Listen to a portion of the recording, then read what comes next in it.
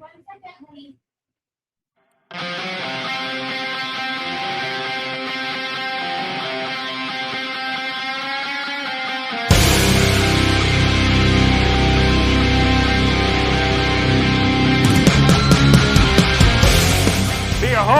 it is I, the phenomenal interdimensional wizard, hailing from a place outside of space and time. But you can all call me Jeff. Welcome to Season 2 of Metal Slug, where we are upping the weirdness and discussing all things love and relationships. More metaphysical chicken nuggets with extra magic mango Szechuan dipping sauce. So cross your legs in the lotus position, take a deep breath and count to 3,000,000,002, and get ready to unravel the clusterfuck of last year's Christmas lights that your love life has become.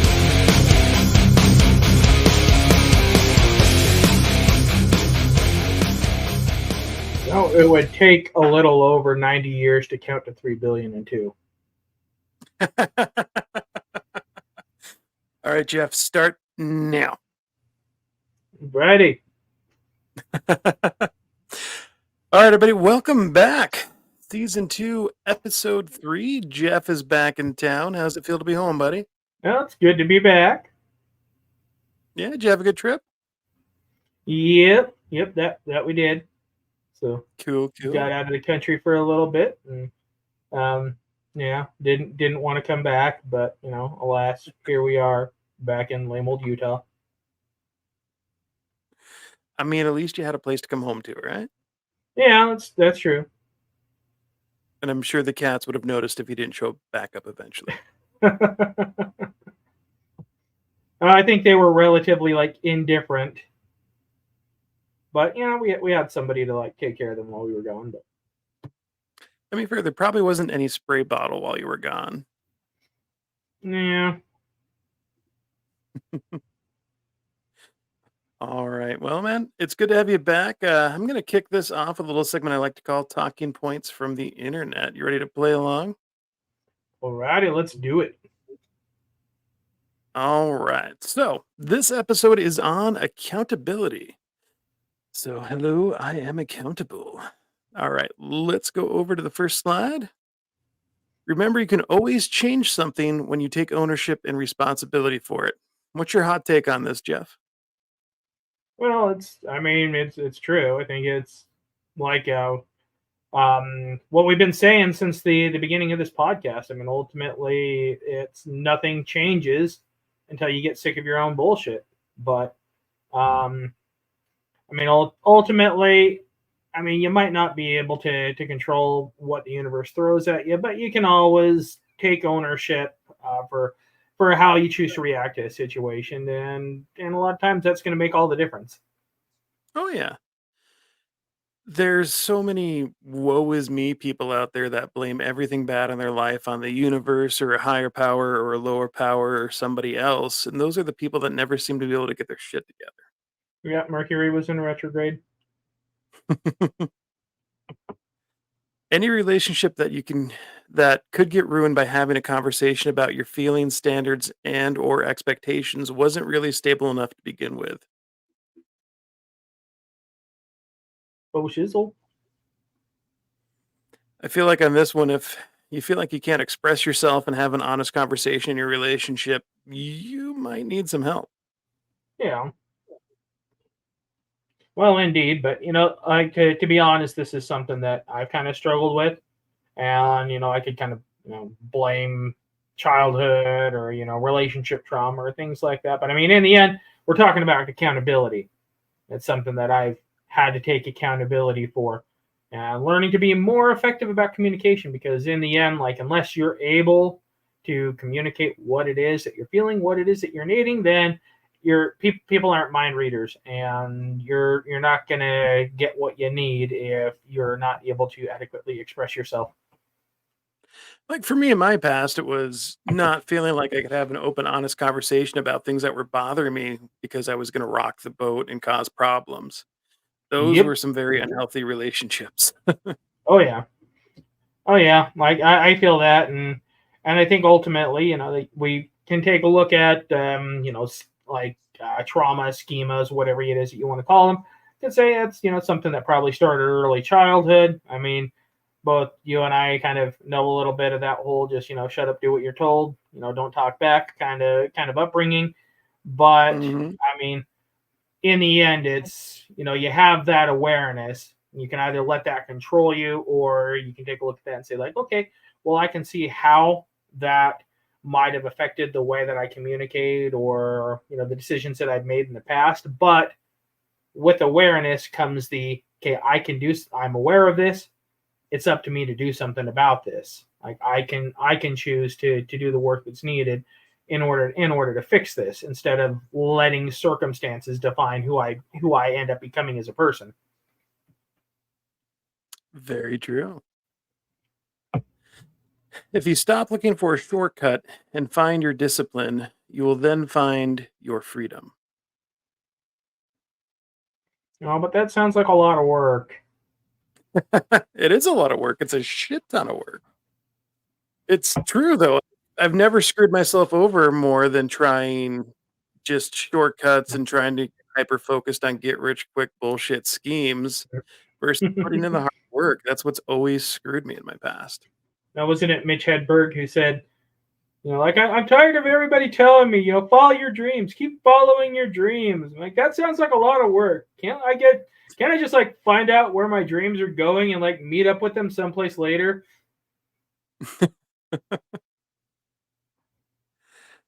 You can leave a toxic relationship, but if you don't heal what attracted you to them, you will meet them again, the same demon, just in a different person. Yep. Yeah, I've played this one out many a time too.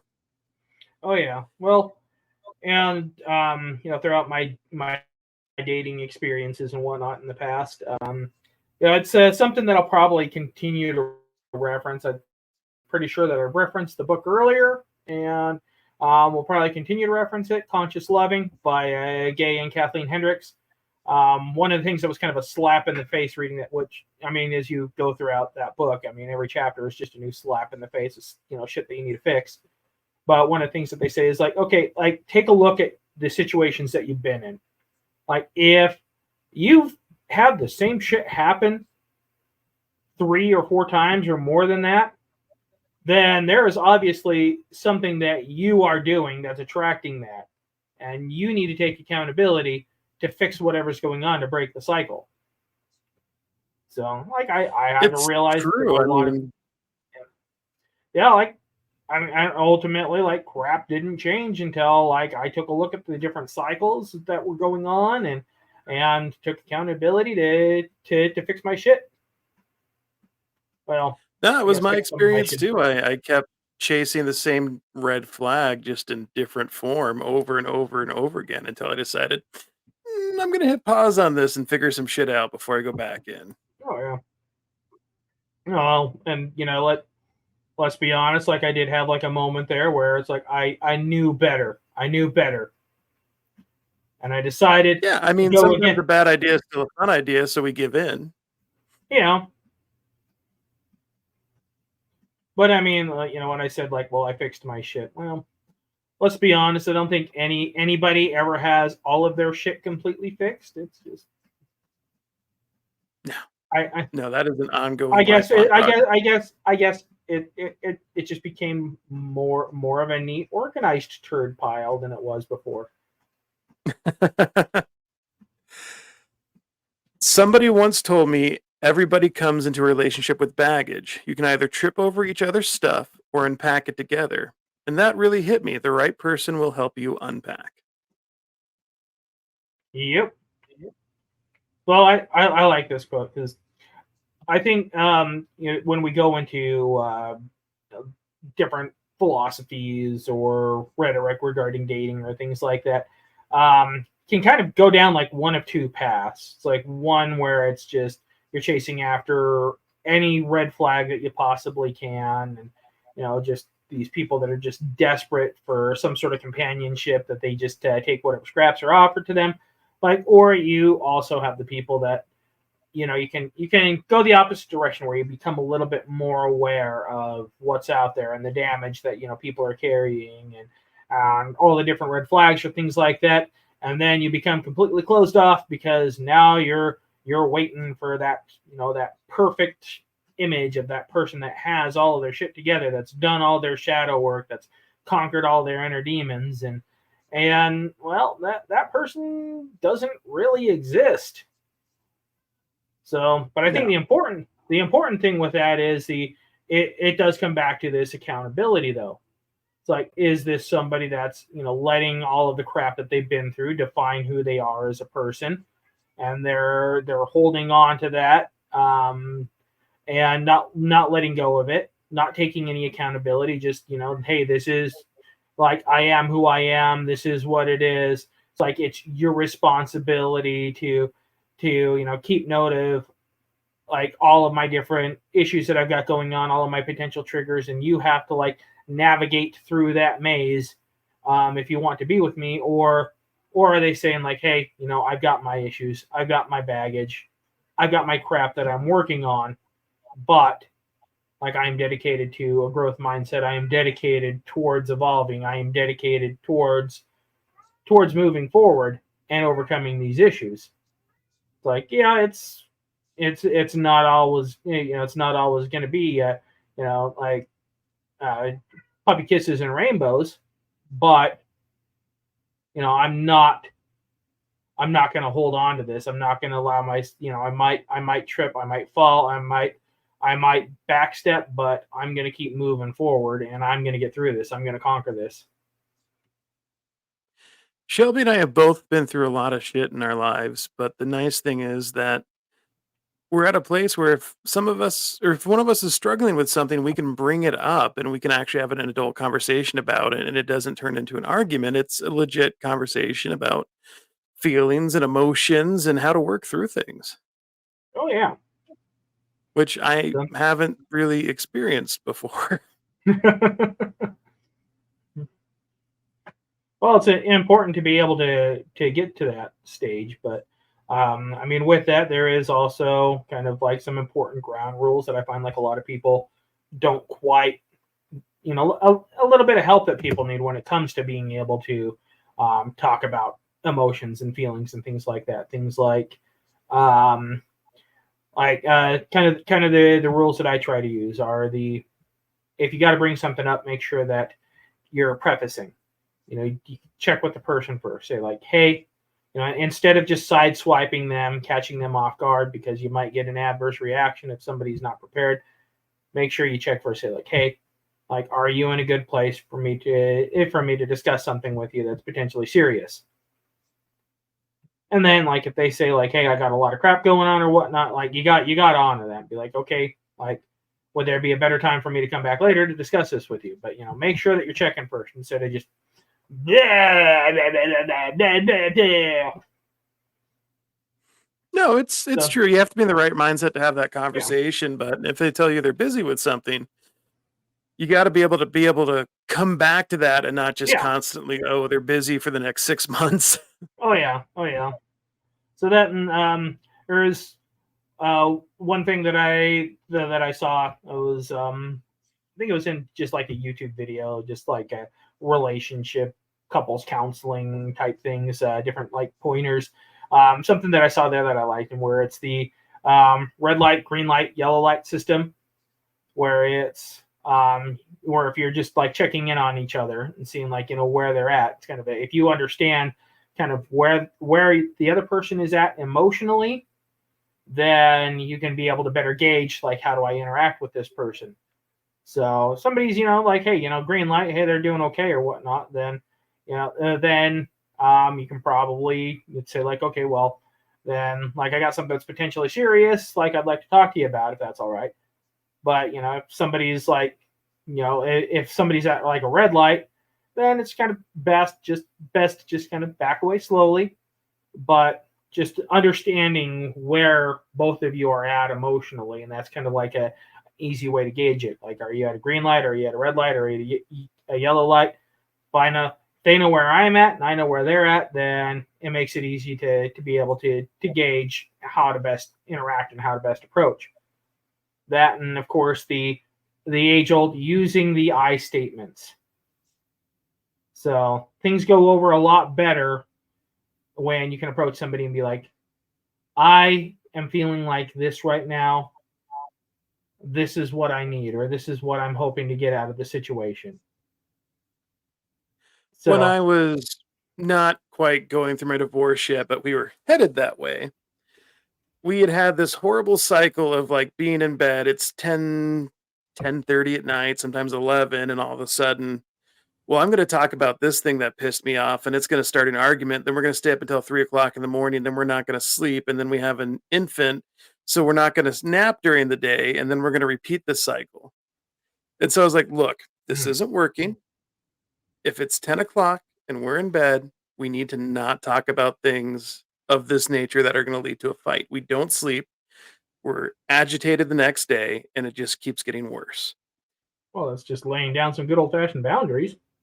Yeah, it didn't work, which is probably a contributing factor to why I was finally like, I'm out, I'm done, I'm not doing this anymore, because the ground rules made sense. It was perfect. It was there for a reason. When you're tired and cranky, it's not a good time to be talking about deep life issues and relationship issues and figuring things out. And it didn't stop. That wasn't honored. So I was like, I can't do it. 10 o'clock at night, like, are you at a green light, a yellow light, or a red light? Yeah, I didn't get that option. I like this one. I forgive you, but we don't need to keep in touch respectfully. Oh, yeah. I think forgiveness is a big part of the healing process, but you can forgive somebody and not need them in your life anymore. Oh, yeah. This one could go either way. It says if she glows up after the breakup, you were the problem. If he glows up after the breakup, you might have been the problem too. I've seen this before where people have been in kind of some shitty, one-sided or abusive relationships, and then they split, and the one person just kind of blossoms. Well, I mean, hell, I have that picture of me like in October of like, right before I split up with my ex, and then I have the picture of me in January. I'm like smiling and I have color in my face, and I don't look like a walking corpse. or that whole Sometimes thing. closure arrives 2 years later on an ordinary Friday afternoon in a way you never expected or could have predicted, and you cry a little and you laugh a little, and for the first time in a long time, you exhale because you are free. Yep. What's your hot take on this, Jeff? Well, I think I do see a lot of people just torturing themselves with this whole idea of like, well, I'm just seeking closure. I'm just seeking closure. I need to find closure in this situation. I'm like, okay, look, are you really ever gonna find that closure, or are you just torturing yourself, kind of living all of that trauma and all of the things you didn't like about the situation over and over and over again? Just refusing to allow yourself to move on because you're seeking this elusive closure. So, Closure, more often than not, even though we don't want to hear this, has to come from within when we make peace with the situation and move on. Closure yep, exactly. involving the other person has a much lower rate of success. Oh, yeah.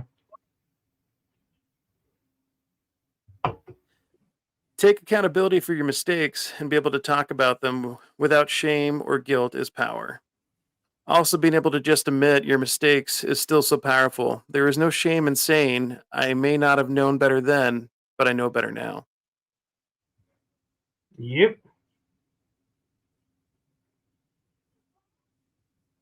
I definitely like have that laundry list. Taking accountability. Like I could definitely go back and take a look at the past and say, like, yeah, like I screwed up here. I screwed up here. This is definitely where I screwed up. Like yesterday, here's like 5 things I screwed up, but I know better now. I might still make some of the same mistakes over again, but hey, I know better anyway. Well, and I think in this take, being able to talk about something without shame or guilt, that means you have closure with that experience with yourself. Yeah. So you've kind of completed that process. You've understood it. You've learned what you need to learn from it. You're able to move on and you're able to express it and share it without going back to that dark place. I think that might be, that's the last one. Yeah, I think that's, that's something that I read somewhere that said, we're talking about closure.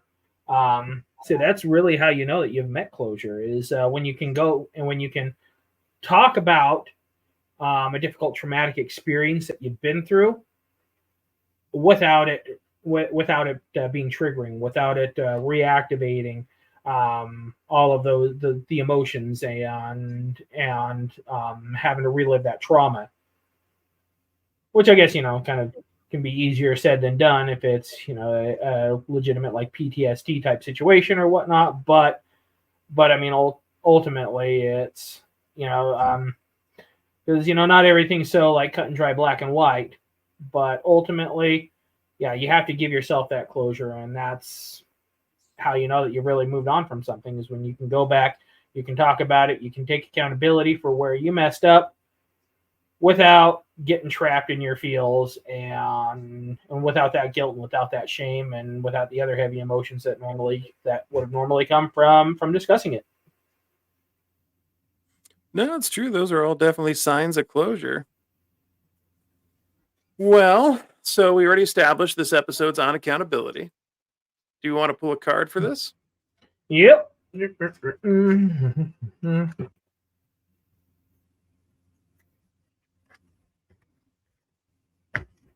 Okay, card that I pulled is Blurry. yeah. It's blurry, but there we go. You can see it's the Ace of Wands. I think that's a good card for if we're talking about accountability. Ultimately, wands kind of represents the element of fire. It's going to be passion. It's going to be drive. It's going to be very like fast moving. And Ace of Wands is usually an indication of okay, get off your ass, get going with this. Put your gusto behind it.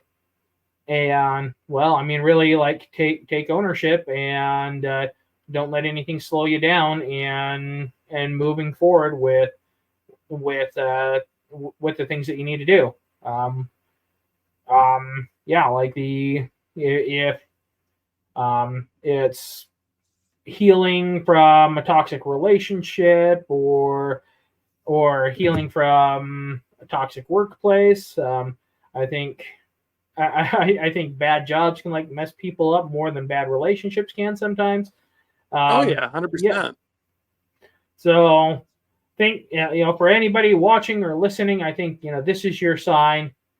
Get off your ass, get busy, make those phone calls, book that therapy appointment, like whatever you got to do. Just get busy, getting over the issues and get busy, getting healed. I was actually at therapy last night. Cool. Yeah. Well, I won't pry, but hopefully it was a good therapy session. Anytime my therapist makes me emotional, I have a running joke, which is my therapist's name is Natalie, and I go, Natalie's a bad person. She gets a kick out of it. So, Jeff, pondering the word accountability, what kind of feelings or emotions does that bring up in you? Well, I think when we're talking accountability,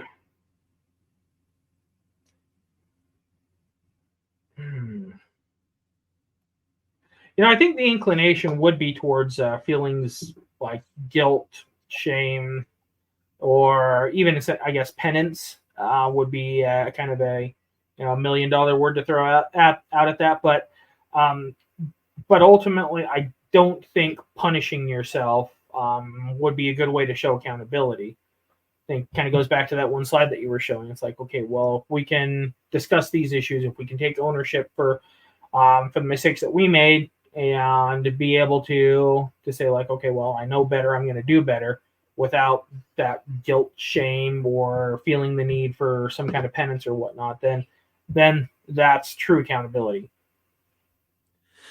I think naturally the first emotions that come to mind for me are negative, like I failed at something or let someone down and I have to take responsibility for it.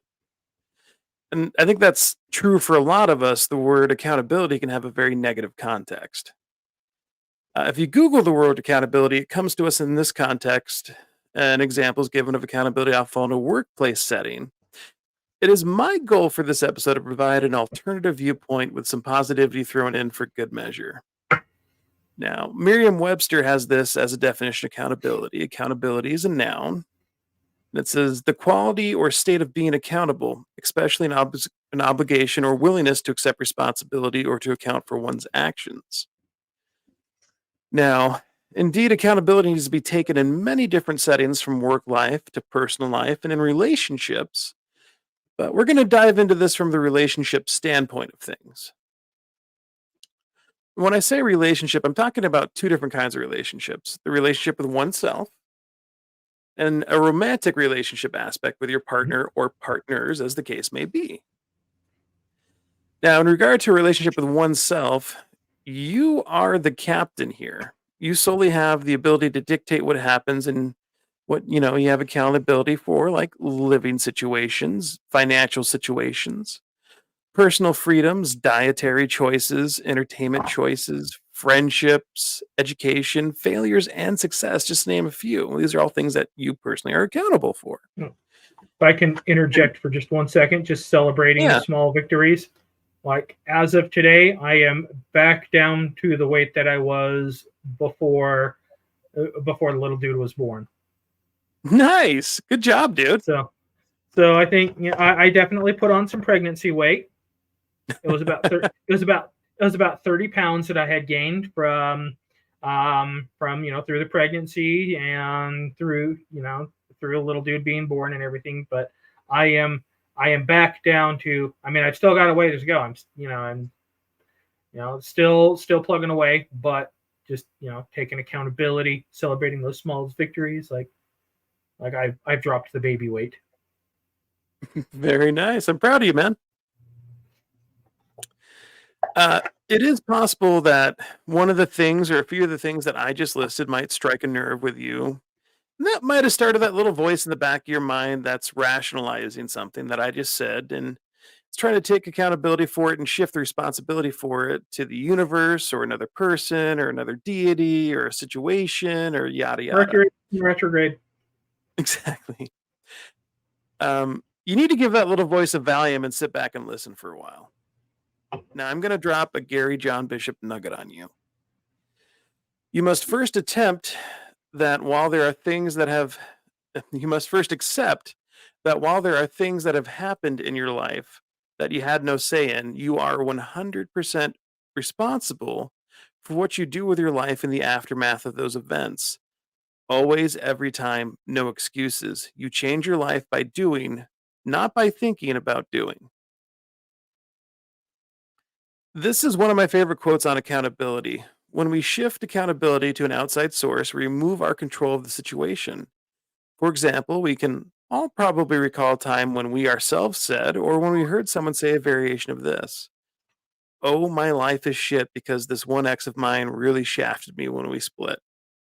I've heard it. Have you heard it? Oh yeah. So I remember I remember an old meme. It's like a dude, homeless dude sitting on the street. Like, and the sign that he's holding up just says, "The ex had a better lawyer." I mean, I'm fairly certain at one point or another when I was in my developmental phase, I have said this. I mean, not to knock the dude. I mean, like, you ever watch the documentary Tent City or whatnot, or what's kind of going on, like with economics, things like that currently. Yeah, most people are about like 2 missed paychecks away from being there themselves. So, so not to denigrate anybody's current situation or judge or anything like that. It was just, well, you get the gist of what I'm trying to say. Yes. I personally split with an ex in 2022. I had purchased a house with my heterosexual life mate that was 5 bedrooms and just about 2,000 square feet. It has a monthly payment of over $2,000. We purchased a house that was big enough for him, my daughter, my girlfriend, her mother, her 2 children, and me. We split this payment 3 ways, with her and I making the larger payments, and that was a fair split. The straw that broke the camel's back for our relationship is when she door dashed and Amazoned away her money and forgot about her part of the house payment. Sounds like a real shit sandwich, right, Jeff? Yep. So, no, that's definitely a situation where I think natural inclination for most people would be to bemoan that lack of accountability and respect from the other party involved. But when you say shit sandwich, this also reminds me of something that I saw written in a bathroom stall once. It says, life is like a shit sandwich. So the more bread you have, the less shit you have to eat. So I guess when life serves you a shit sandwich, find more bread. That's an interesting take. And yeah, I did have some conversation with friends where I vented and I was upset about the lack of accountability, and I took it also as a lack of respect because it was. She just kind of did what she wanted to do and figured I would sort out the problem, which I did. She didn't like how I did it, but I did. Here is the accountability. I chose to make a home purchase that was larger than what was needed to accommodate my girlfriend, with the understanding that she would be partially financial for this purchase. I made this choice.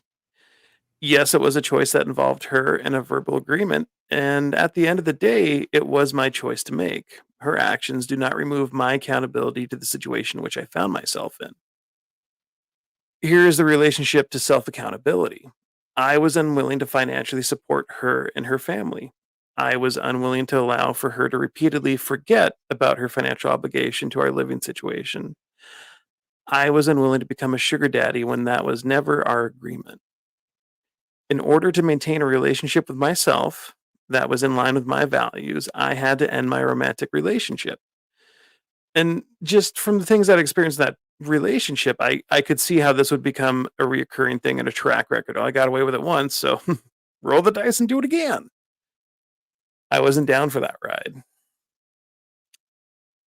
She made her choices, but at the end of the day, the accountability for the outcome falls on me. Fans of Jocko Willink will call this taking extreme ownership. Right after this happened, I had to take a long, hard look at my employment. I felt disrespected, undervalued, and underpaid. The underpaid, I tried without success to resolve several times. Staying with my job and employment situation did not align with my personal values. I could not continue to work this job and be at peace with myself, and so I left. A new homeowner with a large overhead and just a tax return to turn it all around with. I split with my ex in January and I had split with my employer in February. I was gainfully employed in a job with a better schedule, benefits, better commute, and pay by March. By June of that same year, I had changed jobs and ended up in a work environment that matched my skill sets, values, and goals. Was it hard? Yeah, it was. Was it worth it? 1,000% yes. I take accountability for my situation, my financial obligations, and my relationship with myself. By choosing to take accountability and acting versus giving power to other people or situations, I turned my life around. If I had allowed myself to wallow in pity and shout to the mountaintops that I had been robbed, I most likely would have lost the house and ended up homeless. And it's really true. I would have if I just sat there and wallowed in that misery, or if I had stayed in the relationship after something like that had happened and I consistently got shafted with her part of the responsibility, I would have been homeless. There was only so long I could maintain that burden by myself. Yep. Jeff, what are some things you've had to take accountability for? Oh, well, I think we could probably just refer back to season one if we want to go over the dirty details of my past. But I think just touching on broader concepts regarding accountability that I've had to learn throughout the years. Because kind of the biggest area where I had to take a lot of accountability is in becoming a dad. So, I mean, if you go back to season one, I mean, after what I'd previously gone through, like I didn't think being a dad or having a family was going to be in the cards for me at all. Like, and I definitely had built up some defenses regarding the situation because, mostly I didn't want to ever feel that kind of pain or betrayal again. Very understandably so. Yeah. But, as Jeff Goldblum said in Jurassic Park, life finds a way. So there's Well, a I lot mean, to I count. remember you talking about this. Like, you guys weren't planning on having kids. You were planning on getting snipped. Yeah. So that's still the plan here because hey, we got a little guy. We're good there. So So I need to take some accountability and make that appointment. But yeah, there's a lot of accountability there. Not only like having to do what one has to do to take care of the material needs of this tiny human that can't communicate other than crying and pooping itself for the most part, but also figuring out like what kind of values I'm gonna raise, we're gonna raise them with, and how to be a good example, how to be as good of an example as possible to them. And I can, this is of course in spite of how I think every parent doubts their parenting abilities sometimes, and yeah, we Oh, all just sometimes, 100%. yeah, we all just pray that we're just praying we don't traumatize our kids the same way we were traumatized. But I remember when Jackie was born, like, you hear so many people be like, "Oh, as soon as I saw my child, it was just the most beautiful thing I'd ever seen, and I was instantly in love." And I didn't have that experience. I loved Jackie, but I wasn't just like all of a sudden so touched and moved that she was here and she existed. It took a couple weeks for me to get that bond with her. So like for a while I was like, am I fucked up? Am I broken? What's going on here?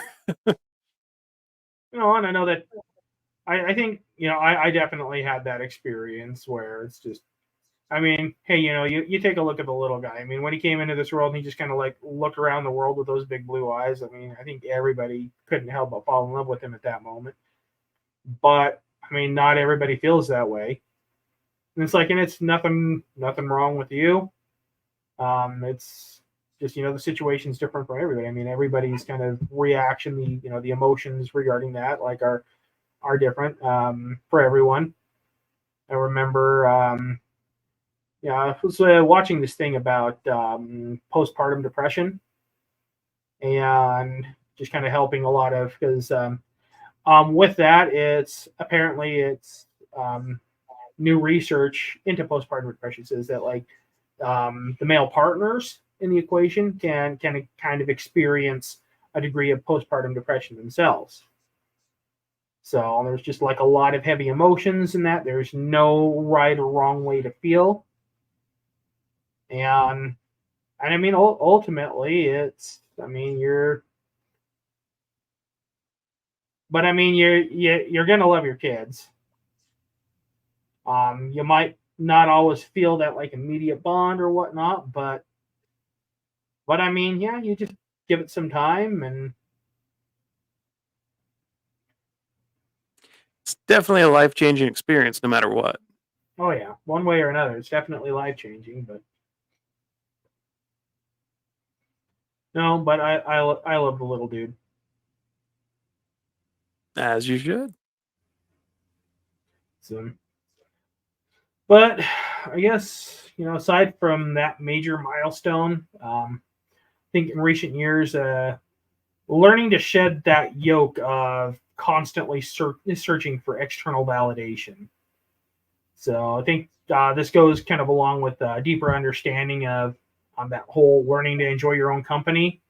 I think in my case, Jeff from the past had a bad habit of oversharing a lot of stuff on social media. So kind of gave a lot of people who didn't deserve it a window into absolutely everything that was going on in my life. And in the end, I didn't really ever get that validation I was seeking. I think I just kind of gave a lot of people a lot of reasons to look at me and judge me. And so I had to learn to self validate, and with that, had to learn to create. Sing, dance, create, not because you're wanting someone to see or hear what you're doing, but just because you have that primordial urge. You have to make shit. You have to create shit. When we first met, we were both social media whores, without a doubt. Oh yeah. So, but yeah, we're talking in context of relationships. Um, yeah, in past relationships, I've had to take accountability about the communication, learning to better communicate my needs, setting boundaries, and I think kind of a big one was learning that simply avoiding conflict isn't the same as effectively resolving conflict. No, that's very much true. Avoiding things never gives you a completion. So, yeah, like I think that was ultimately like the killer of my first marriage. Was the whole many years of like, oh, it's great, we never argue. It's because we just avoided resolving anything, and in the end, you find out like, okay, well, there's all these years of resentment that had built up for shit that I thought like was over and done with, but nope. So yeah, just avoiding confrontation isn't the same as resolving it. So now, once again, kind of referencing that book, Conscious Loving, once again, Gay and Kathleen Hendricks. So I'll reference that a lot when it comes to relationship advice. I think that book's probably more than any other book that I've read that helped me out the most.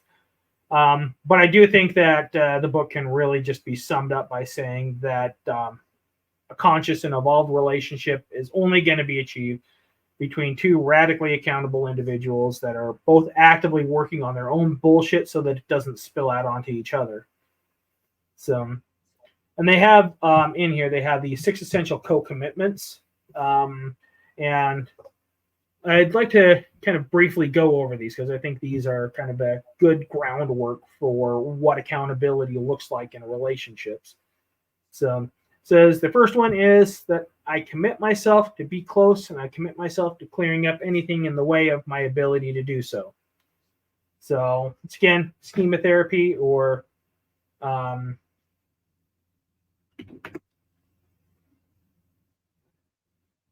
things from early childhood, so on and so forth.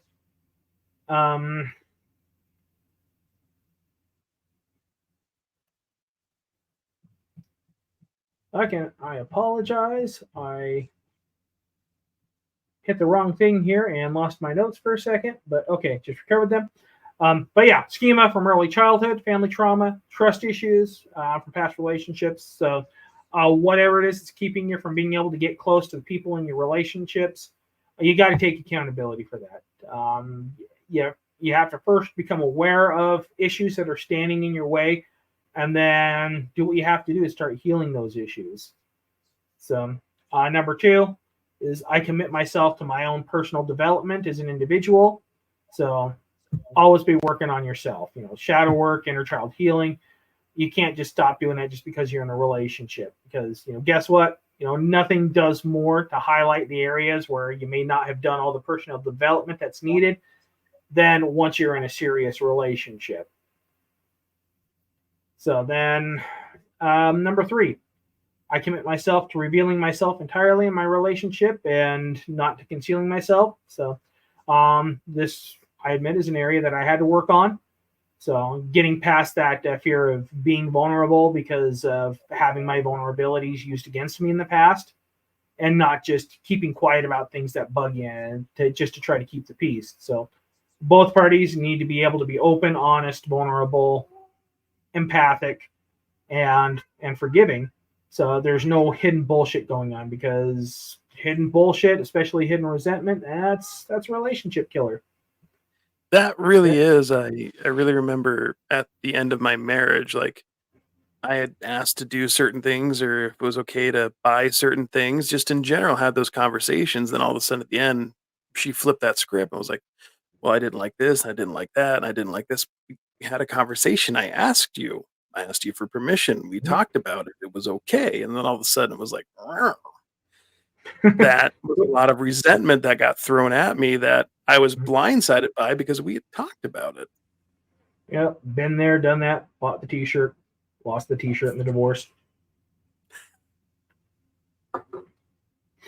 So, no, but I get it. Yeah, like, well, I'm not going to go too far into that. Don't want to throw anybody under the bus, but say like, I feel you, bro. So, but then number 4. And so I commit myself to the full empowerment of the people around me. So this isn't just romantic relationships, but you got to ask yourself, okay, am I building up the people around me, and am I encouraging other people to succeed? or am I bringing people down with needless drama and self-loathing? So, take accountability. Like, be a fucking ray of sunshine in some motherfucker's life. So, then I commit to acting from the awareness that I am 100% the source of my own reality.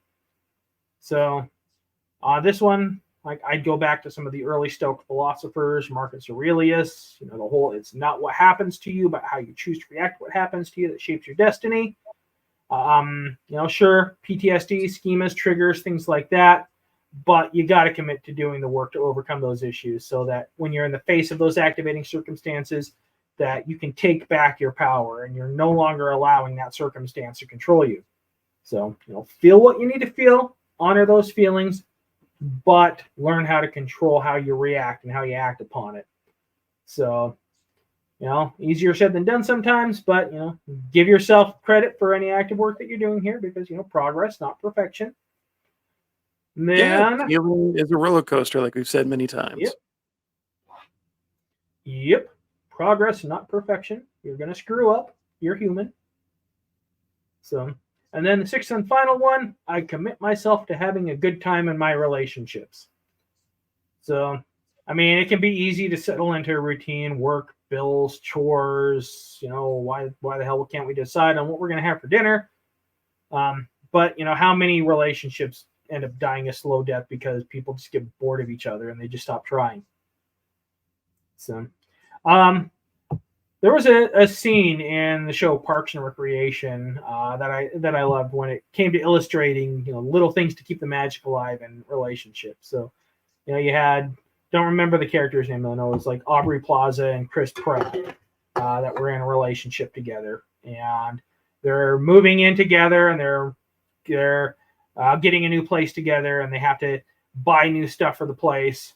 And Aubrey Plaza gets frustrated that they're having to spend all of their money on boring stuff like towels and silverware and crap like that. So Chris Pratt then responds to her with something to the effect of, like, yeah, being an adult and doing adult stuff is boring and soul sucking, but also I just saw a gun back there and it shoots marshmallows. And if you think that I'm not going to buy that gun so I can shoot marshmallows at your butt when you're not looking, then you're the stupidest woman I've ever met. And then she responds with, "That's the most romantic thing anyone has ever said to me." So, I definitely don't recommend calling each other stupid, but I think there's magic in finding someone you can just be chaotically stupid with sometimes. So, but personal philosophy, I just say, there's so much heaviness and just so much crap, and we weren't just put on this planet just to pay bills and die. And just in general, like, we need to get out and we need to play more. No, that's fair. It's way too easy to just kind of fall into that trap of just get up, go to work, get home, pay bills, what's for dinner, go to bed, get up, go to work. It's really easy not to make time for the fun things in life. But after sharing that, I see why you do enjoy that book, and it seems like it has taught you some great things. Yep, I think I need to. I've read the book twice, but I do think it's time for me to give it another reading, because it's, every time you read it, you pick up something new. No, I'm the same way with my Gary John Bishop books. I have them on my shelf up here next to me, and I reflect back to them. And just because I've read it doesn't mean I'm done reading it, because progress, man, up and down. I'm gonna have to go back and relearn some shit sometimes. So I'm pretty sure, I could sum up all of Gary John Bishop's philosophy, in his own voice as such. It's like all his entire philosophy comes into this: quit being a fucking wanker. And see, I jive with that, and there have been times I've been reading his books, and he does those little call outs where, the little voice in the back of the head that needs the Valium starts going off. Oh yeah, Gary says this, but blah blah blah. Then he, like, literally, right now you're telling yourself this, and fucking stop it and listen to me. And I'm like, fuck you, book. Well, sometimes you need that. Sometimes you just need a good old fashioned kick in the ass or a slap upside the head. somebody saying like, just stop your bullshit, get over it. Like, you know what you need to be doing. Get busy doing it.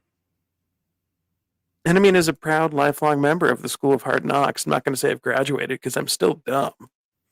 I need that sometimes. Sometimes, in order to take accountability for a situation, we need to step a bit outside of that situation in order to understand it more. Now, we already went over our tower moments in the last season, but I'm going to flip the script on part of my experience. And this is the aftermath, the healing part of that process I had to go through. There was a woman that I loved, and I wanted nothing more than to find a forever after with her. And we're going to call her V in this story. Now, I've shared this before. V cheated on me, and she gave me an STD, and it was thankfully easily curable. You know, just some medication and some awkwardness for 2 weeks, and better. Ugh. I didn't want to give up on the dream life that I had in my head that I had spent so much time thinking about and just trying to dream into existence. I caught V in several lies and let many things slip that my hyper aware, traumatized ass had caught on to. Because if you've been through shit like this before, you see everything. Sometimes you hear violent things. The more that V tried to push me away, the harder I tried to prove in whatever way possible that I was worth her time and I was a worthy partner. In my mind, I was worth it, and I just had to prove myself to her to turn things around. During this part of my life, I had an actual panic attack for the first time ever. I was depressed and I craved her attention, and no matter how badly she disrespected me, I just kept trying harder. This fucked with my head, my emotions, my heart, and I was an emotional wreck. I self medicated with alcohol and tried to find any opportunity to spend time with her and to make plans, no matter how many times she blew me off and those plans fell apart. And every time it hurt deeper and deeper, it would throw me into a little mini depression every time. She showed me who she was. And instead of believing her, I kept trying to fix things that she never wanted to be fixed. I had flipped the script on myself. I kept telling myself that somehow I was not worth it and V moved on because I fucked up somehow. I am personally accountable for how bad I let things get for me. I own the fact that as much as it hurt, it would have hurt less if I'd walked away when V revealed her true colors. But I kept making myself available to V at all cost to my mental health. And now I'm not excusing her for her shitty behavior, but I am owning up to the fact that my inability to accept what was had ended caused me more damage than her shitty behavior. I hurt myself more than she was capable of by giving the idea of her and I being together power over my well being. I lacked a lot of self respect and healthy boundaries for myself back then, and I'm accountable to myself for how bad I played myself. Again, I could carry on about how bad she played me, but I have to accept accountability for the damage I did when I played myself. We often find people in the dating world who play the woe is me sympathy card with the hopes that it will attract attention and possibly a partner or a fuck buddy. Sometimes they don't even know that they're doing it. And the truth is, given enough time, people will tell us exactly who they are. Yep. Often they don't even mean to do it, but if you listen and pay attention, they will. We are all learning and growing, and none of us have this all figured out, but we are responsible for our growth. We have to be accountable to ourselves for who and what we accept in our lives, from friends to jobs, family, or romantic partners. By taking accountability and playing an active and thinking role in our lives and relationships, we directly empower ourselves to dictate what life we live. Jeff, what are your thoughts, man? Well, I mean, ultimately, we're all human and we're all mortal, and we're all prone to doing some stupid shit at times. So, um, with this, like I've been there. Like I think a lot of people have been there. Um, the being, the white knight or whatever the situation is, just I guess, best advice that I could, give to anybody that's looking for the one, um, you know, well, one, I mean, if you're looking for perfection, you're going to be waiting forever. But I mean, so many times you're going to run into people that their trauma has become their identity. So, and they may claim to have done healing and inner work, or blah blah blah. But like you said, everybody tells on themselves sooner or later. So, and if you're not careful, you're going to find yourself losing all sense of yourself and catering to somebody that really has no intention of actually making any significant change. So, I mean, that finding somebody with a growth mindset, I mean, that is absolutely important when it comes to choosing who's going to be your partner. So, I mean, so you want to look for people, even if they don't have it all together yet, or, if they're demonstrating that they're committed to their own personal growth and accountability. Um, don't date projects that you hope that you can fix or that you can save, or, don't allow yourself to get into a situation with, like in this case, where it's just somebody who just doesn't give a shit, and you start to view like, okay, well, maybe I'm the project that needs to be fixed, and if I can just, do the if I can just be good somehow, then I'll be worthy of that person's love. So I mean, don't allow yourself to get into any situation where it's love is conditional. Um, so again, that's kind of like an early childhood trauma thing that I think a lot of people like have to I was resolve, going to because say that if you goes grew against up, my entire yeah, childhood. My love was yeah, very if you grew conditional. up like if you grew up with conditional love, then you're probably going to wind up in repeating that cycle in relationships and getting into relationship situations with people who just don't give a shit, and they're anything that they give you feels entirely conditional. So um, once again, hey, once you're aware that this is what's going on, then you can make steps to break free of the bullshit. Um, so but yeah, more or less, awareness is key there. But um, yeah, just don't date projects that you can hope that you can fix or save, or and don't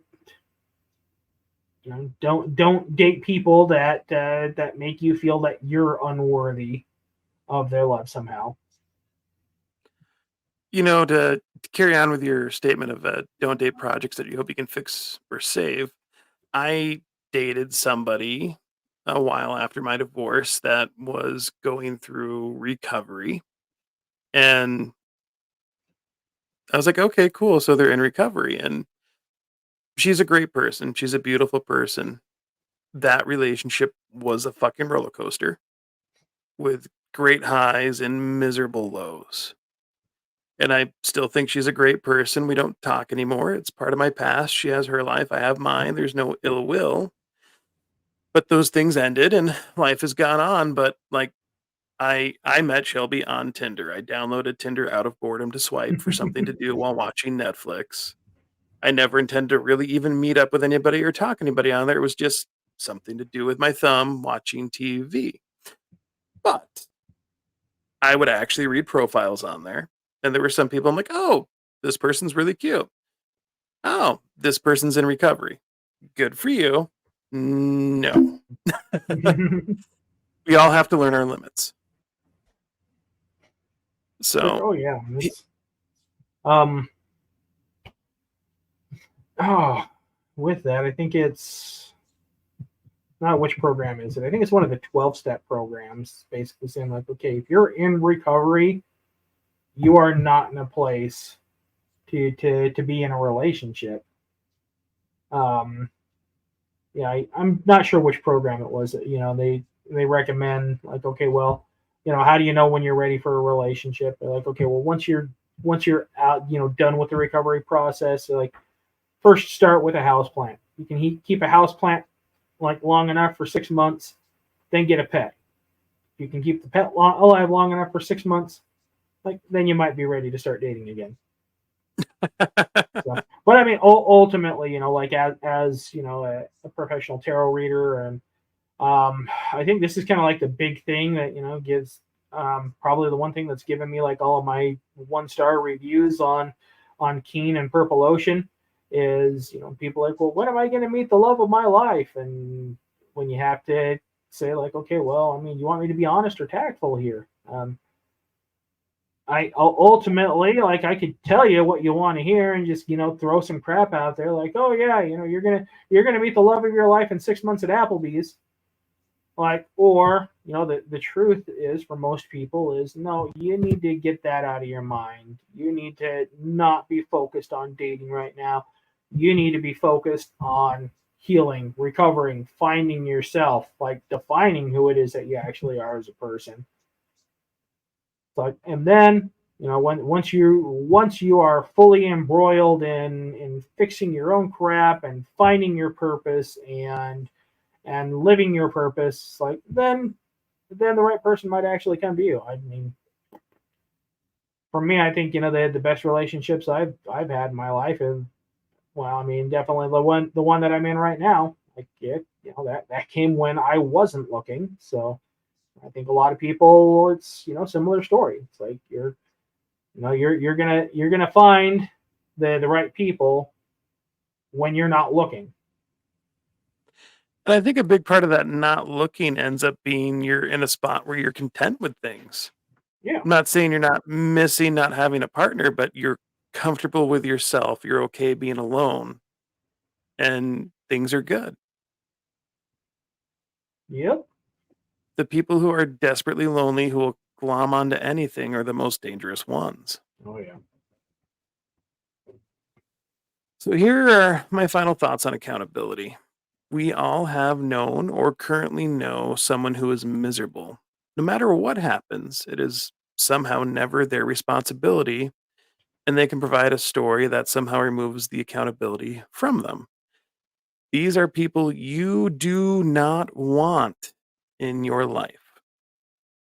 Sometimes we're stuck with them in something like a work environment, and usually over time, they do get weeded out through their own actions. But it's the people who can't own up for anything or take accountability for anything aren't people you need in your circle who will benefit you in any way. I hope this episode has helped you gain a new perspective on accountability and how empowering it is to be accountable and to take ownership of your life. If you find yourself living in one of those woe is me narratives, I hope you can catch yourself and learn to redirect away from it. This is something that I have to do sometimes, not in this necessary category, but like I'll rehash some shit from my childhood and, per my Gary John Bishop book and the little nuggets I got from there. It'll be like shower time thinking about a memory when I was a kid. I'll be like, what did this mean? We're like, no, I'm not assigning new meaning to old bullshit. And that's kind of the mindset you have to be in to catch yourself in this stuff sometimes. Once you realize it's happening and you can pick it out as it happens, that gives you the ability to help resolve it. But yeah, I hope you can catch yourself and learn to redirect away from it. It's a skill like anything else, and it takes time, work, and practice. However, it really is worth it. I do recommend checking out the book Extreme Ownership by Jocko Willink. If you want to take a deep dive into accountability, this is actually a book that we all read together at work, and it changed all of our lives in work and in personal lives for the better. And it really is a mindset, and it's a growth mindset, and having accountability is having power in your life. Jeff, anything you want to add, man? No, I think it really comes down to that, one thing that I think we've been saying since the beginning of the podcast. Nothing changes till you get sick of your own bullshit. You're absolutely right. Nothing will change until you are sick of your own bullshit. People can give you the world's best advice, but if you are not sick of your bullshit, they might as well not give it. Well, man, it feels good to knock out another episode with you. We got more stuff on the way, more guests that I'm working with, but season 2 is back in action and we're going strong. So I hope if you haven't already that you take a chance to like, follow, and subscribe to the podcast. We are on all of the major podcast distribution networks: Spotify, Apple, Stitcher, all of those.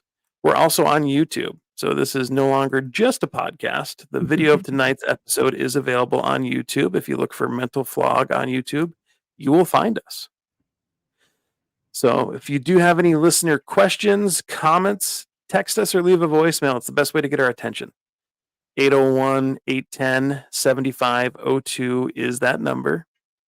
801-810-7502. And just like in season 1, if you call in and you want to leave a voicemail, there is no fear of Jeff or I picking up the phone. It is set to automatically go to voicemail. You won't have to talk to us. Nobody's going to screw up you leaving a message. So you can kill the anxiety on that one.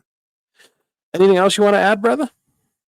So I want to get some listener questions here. So yeah, call, leave us some questions, and make some of them really weird so that I can see the look on Bishop's face and having to listen to some really weird questions.